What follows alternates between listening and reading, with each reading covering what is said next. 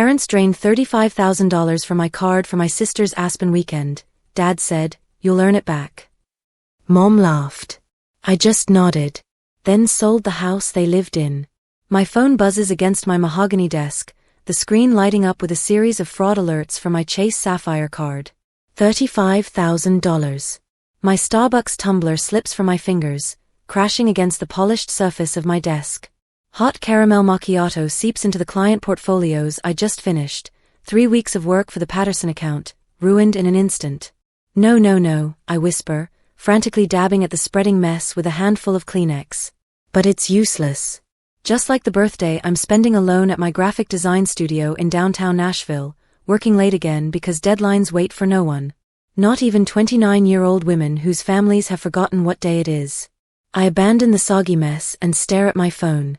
The charges are from the St. Regis Aspen Resort, one of those places where a bottle of Evian costs more than an entire meal at Applebee's. The same resort where my sister Brianna mentioned she'd be networking this weekend. My hands shake as I dial my parents' number. Mom answers on the 4th ring, her voice casual, as if we'd spoken yesterday instead of a week ago when I transferred another $3,000 into their Bank of America account. "Madison, honey, is something wrong? It's awfully late. There's $35,000 in charges on my credit card from the St. Regis Aspen." My voice sounds strange, hollow. Did someone steal my card? A pause. Then Dad's voice joins in. They've put me on speaker. "Now, Madison, don't get worked up. Brianna needed a little treat. She's been working so hard looking for the right opportunity." The room tilts sideways. "You gave Brianna my credit card?" "Just as a small treat," Mom repeats, her voice soothing in that way that's always made me doubt my own reactions. "She's networking with some very important people." 18 months ago, I moved my design business into my childhood bedroom. Dad's construction company had collapsed under a mountain of debt, and the family home, the one with the wraparound porch and the kitchen where Mom taught me to make chocolate chip cookies, was weeks away from foreclosure. I'd stepped in, became the mortgage co-signer, moved back home to save on rent. "It's temporary," Dad had promised, his hand on my shoulder. "Just until I get back on my feet." Temporary stretched into permanent. My 70-hour work weeks cover the $8,500 monthly expenses, while my parents praised Brianna's aggressive job hunting. Sunday dinners became my responsibility too, cooking pot roast through exhaustion while Brianna scrolled through Instagram, occasionally showing Mom pictures of places she'd like to vacation someday. Last month, I confronted Mom about the empty pantry.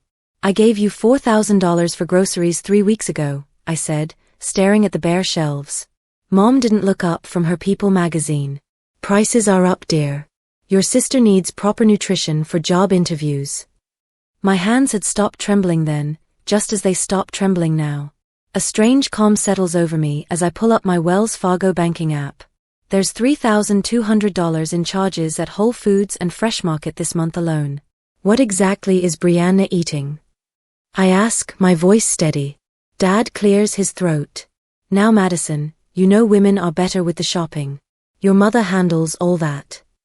The unspoken implication hangs in the air. Don't question, don't look too closely, don't disrupt our comfortable arrangement. But I'm the mortgage co-signer. If my credit is ruined, we all lose the house. I look down at the banking app still open on my phone, scrolling through transaction after transaction. Something catches my eye, a charge at Nordstrom that matches a designer handbag I've seen somewhere before. Then I remember, Brianna posted a photo on Instagram last week. "Treating myself sparkles," the caption read. I'd assumed it was a knockoff from TJ Maxx. Across the living room, Mom shifts in her lazy boy, and I glimpse the edge of a familiar-looking bag partially hidden beside her chair. The same pale pink leather, the same gold hardware. "Madison? Are you still there?" Dad's voice breaks through my thoughts. "I need to go," I say quietly. "My desk is covered in coffee and I have a presentation tomorrow."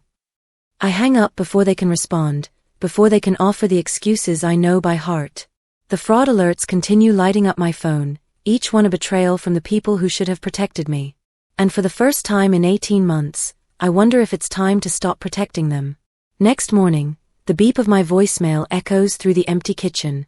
It's 5:30 a.m., and I've been awake since 3, my mind racing with numbers and betrayal.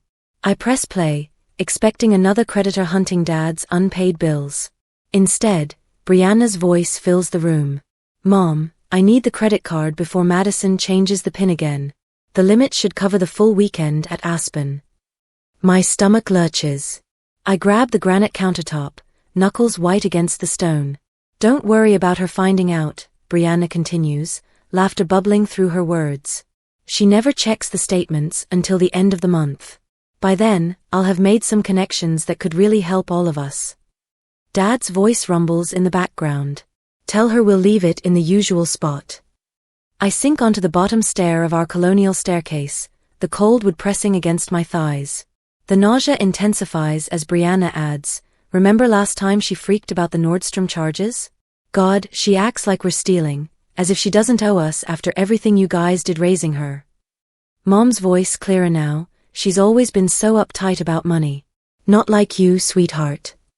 The message ends. My hand trembles as I press play on the next one, recorded just 2 days ago. Got the card, Brianna says. The suite is amazing. You guys should see the view of the mountains from here. The betrayal wraps around my chest like a vice. Not a mistake. Not an impulse. A coordinated plan by all three of them. When I confront them 3 hours later, they're already waiting at the kitchen table. Brianna's voice emerges from Dad's iPhone on speaker, the tinny sound of her ordering room service in the background. Just the Belgian waffles with fresh berries, the eggs Benedict, and a mimosa, she tells someone before addressing us. Madison, you're overreacting. It's family money. I remain standing while they lounge in their chairs. Mom sips her Folgers, avoiding my eyes. Tell her, Dad, Brianna prompts through the speaker. Dad clears his throat. Look, Madison, we're in a bit of a situation. Our cards are maxed out too. There was no other option. No other option? The words escape through clenched teeth. Well, there's also the tax lien. Dad adjusts his reading glasses, a nervous tell I recognize from childhood. I meant to tell you. The IRS filed it last month. That's why I needed the extra $4,000. Mom reaches for my hand. I pull away. And I've been giving Brianna a little of the grocery money each week, she admits, her voice soft. She needed professional clothes for interviews. Brianna sighs through the speaker. It's family money anyway. Don't be so uptight. Dad waves his hand dismissively. You'll make more next month. You always do. The realization hits me with stunning clarity. I haven't been a daughter to them for 18 months. I've been an ATM. My job requires a credit check every 6 months, I say, my voice steadier than I feel. If my score drops because of this debt, I could lose my security clearance. I could lose everything. You're being dramatic, Brianna says. I hear ice clinking in a glass. The interest alone on $35,000 would wipe out my emergency fund, I continue. Did any of you think about that? Mom studies her coffee mug. We assumed you'd just pay it off. And if I don't? Brianna's tone sharpens. Then I'll come to your precious design studio and tell everyone how you abandoned your family. How would that look to your fancy clients? Brianna, Dad warns, but there's no real reprimand in his voice. If we lose the house, it would be on you, Mom adds quietly. After everything we've done for you. I walk to Dad's home office without responding. The filing cabinet in the corner contains every important family document, organized by my father back when he ran a legitimate business. I find what I'm looking for in the third drawer. The deed to the house, transferred to my name 18 months ago when Dad faced the tax lien, a fact they've apparently forgotten. As I hold the deed papers in my hands that night, I wonder if I should confront them immediately with this leverage or develop a more comprehensive plan. Immediate confrontation might stop the bleeding, but patience might allow me to secure my future once and for all. Brianna returns from Aspen with a tan that cost more than my Honda Civic. She tosses her Louis Vuitton luggage in the foyer and announces she's hosting a homecoming dinner tonight. I already picked up groceries, she says, waving my credit card statement in my face like a trophy. The least you can do is show up on time. I stand in the kitchen doorway that evening, watching my parents fawn over Brianna's overcooked spaghetti and watery marinara sauce. The table groans under bottles of Kendall Jackson wine that match the ones I'd bookmarked for a client project, bottles I can't afford for myself but apparently fund for my sister's dinner parties. My stomach growls. I haven't eaten since yesterday. The grocery money I transferred to the family account last week disappeared into whatever feast Brianna is presenting tonight. Each bite they take feels like another dollar being sucked from my account. Madison, honey, sit down, Mom says, not looking up from her heaping plate. Brianna has exciting news. Brianna straightens, tossing her highlighted hair back. Remember those investors I met in Aspen? They love my business concept. I just need startup capital. $50,000 should do it. She turns to me with a smile that doesn't reach her eyes. We all know who has the deepest pockets in this family. Dad nods enthusiastically. This could be the opportunity that turns everything around for us. Us. Not me. Never me. Oh, and I borrowed your MacBook to finalize my business plan, Brianna adds casually. Hope you don't mind. I find my home office ransacked the next morning. Papers scattered across my desk, drawers hanging open, my laptop nowhere to be seen. The lock I installed last week has been pried off, wood splintered around the doorframe.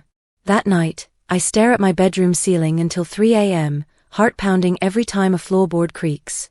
By dawn, I've moved my passport, birth certificate, and the house deed to a safety deposit box at SunTrust Bank. The irony doesn't escape me. I'm hiding my possessions in my own home. When my work presentation falls flat the next day, my boss Sarah pulls me aside. Madison, is everything all right? You look exhausted. Before I can answer, my phone vibrates, another creditor calling about Dad's unpaid bills from Home Depot. I silence it with trembling fingers. Just a rough night, I lie. At the financial advisor's office later that day, I spread out 3 months of bank statements while she reviews the spreadsheet I've created. Every unauthorized charge, every borrowed dollar meticulously documented. These patterns constitute financial abuse, she says gently. You understand that, right? I nod, my throat tight. That evening, I hide my phone behind a Boston fern, recording as my parents and Brianna discuss accessing my 401k, just temporarily for Brianna's business venture. I tell myself this evidence might be necessary someday, but the truth burns in my chest. I'm preparing for war against my own family. Between client meetings the next day, I check my email and find a message from Great Aunt Charlotte in Charleston. The subject line reads simply, "When you're ready." Your grandmother always said, the strength to say no is worth more than the money to say yes. I have an apartment above my cafe. Call me when you're ready. That evening, I find Dad in his garage workshop, sanding a coffee table that looks identical to the 3 others gathering dust in the corner. No one wants handcrafted furniture when IKEA exists, but he refuses to adapt his business model, just like he refuses to acknowledge reality in every other aspect of his life. Dad, we need to talk about the credit cards. He doesn't look up from his Black & Decker sander. Family supports each other no matter what. That's what makes us family. The words flip a switch inside me, illuminating years of manipulation.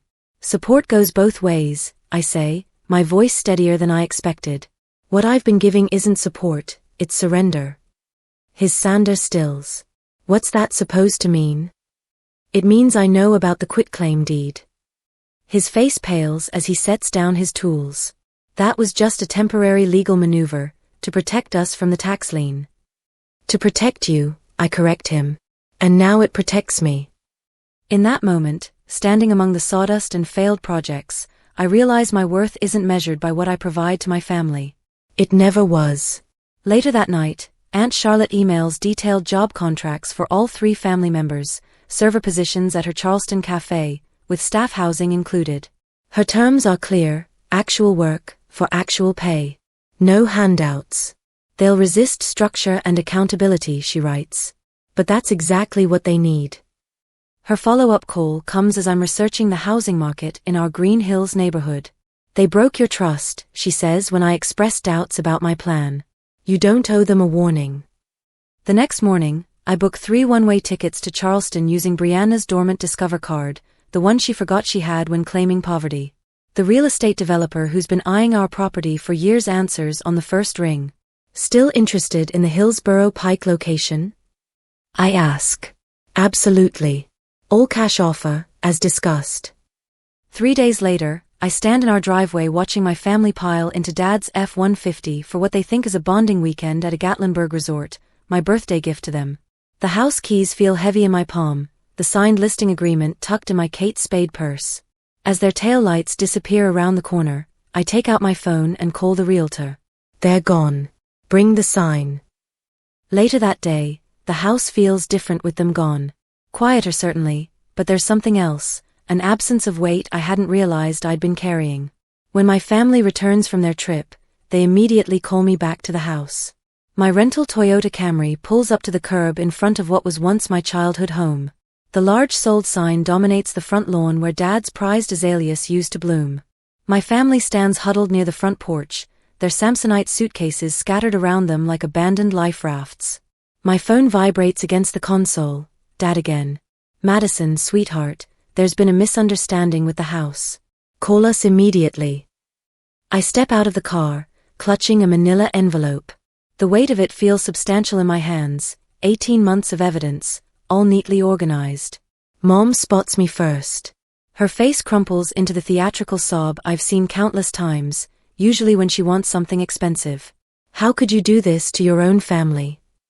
Her voice carries across the lawn, designed to draw attention from the neighbors peeking through their blinds. Brianna stands with her arms crossed, Ray-Ban sunglasses hiding her eyes but not the tight line of her mouth. We need to talk. Now. Her voice lacks its usual breezy confidence. Dad steps forward, hands raised in a placating gesture that once made me feel safe. Madison, listen. We can negotiate here. This house, there was a family understanding about ownership. Understanding. I keep my voice level. You tricked me into signing that quitclaim deed, he says, his voice dropping to a conspiratorial whisper. I never would have signed if I knew you'd pull something like this. Something like what? Protecting my assets. Brianna steps forward. Look, I know things got a little out of hand with the credit card, but we'll pay you back when my business takes off. My Aspen connections are solid. Mom nods eagerly. Just a few more months, sweetheart. Your father has prospects. The same promises, recycled endlessly like the birthday cards they regift to me each year with the wrong age crossed out. I open the manila envelope and pull out the first document. This is the original quitclaim deed you signed 18 months ago, Dad. Your signature, witnessed by your own attorney. I place it on the hood of my car and add another paper. This is a transcript of Brianna's voicemail to you both, planning to use my credit card before Madison changes the PIN again. Dad's face pales. I continue laying out documents one by one. Bank statements showing $3,200 in grocery charges when the pantry remained empty. Credit card bills with Brianna's Aspen charges highlighted. Tax lien notices they hid from me while I paid the mortgage. Now Madison, Dad starts, but his voice lacks conviction. The house sale is final. The proceeds have covered your tax lien, my maxed out credit cards, and 18 months of supporting 3 adults. I pull out 3 Southwest Airlines tickets. Aunt Charlotte has housing and jobs waiting for you in Charleston. Here are your tickets for tomorrow morning. Brianna snatches the ticket from my hand, then freezes as she examines it. This was charged to my credit card. You had no right.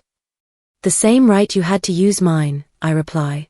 The difference is, I recorded you admitting to fraud, which means you can either accept these tickets or explain to Metro Police why you stole $35,000. From my briefcase, I withdraw 3 identical folders and hand one to each family member. These are invoices detailing everything I've paid for since moving back home. Mom flips through the pages, her face flushing darker with each turn. We're your parents. You can't charge us for raising you.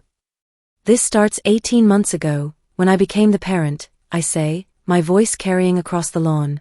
Before that is free. Neighbors have abandoned all pretense of not watching.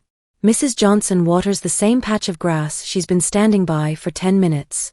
Rent at market rate for the master bedroom you took over while I slept in my childhood twin bed, I continue. Groceries, utilities, property taxes, car insurance for vehicles I don't drive. Clothing allowances, Brianna's spa days. Brianna tries to walk away, her Jimmy Choo heels stabbing into the soft grass. I wouldn't leave if I were you, I call after her. The credit card debt is legally in your name now. I have the transfer documentation right here. She stops, her shoulders rigid. You have two choices, I say, gesturing toward the tickets on the hood of my car. Accept Aunt Charlotte's offer, or figure it out yourselves. But you won't be figuring it out with my money anymore. Dad looks at Mom, a silent communication passing between them. For the first time, I recognize it for what it is, not the romantic telepathy I once imagined, but the conniving of co-conspirators. I slide back into my car and watch through the windshield as reality settles over them. Their voices rise in argument, Mom pointing at Brianna shoving Dad's shoulder when he tries to calm her. My phone buzzes with a text from my friend Jessica, who works at First Tennessee Bank. Richard and Patricia just got rejected for a personal loan. Third bank this morning. The moving truck that contains what little I salvaged from my childhood pulls away from the curb. I watch my family in the rearview mirror, still huddled on the lawn, still arguing about whose fault this is. No one waves goodbye. As I drive toward my new downtown Nashville loft, the weight on my shoulders lifts for the first time in 18 months. The invoice has been delivered. Payment, in one form or another, will finally be collected. A year later, morning sunlight streams through the floor-to-ceiling windows of my expanded design studio. I'm reviewing contracts for 3 new clients when my phone buzzes, a notification from Venmo. $4,000 from Brianna, with a note, month 6 payment. You were right about everything. Maybe someday we can rebuild what we broke. I transfer it to my house hunting fund and return to work. Some relationships can only heal after they're completely broken and rebuilt from scratch. But that healing? That has to be earned.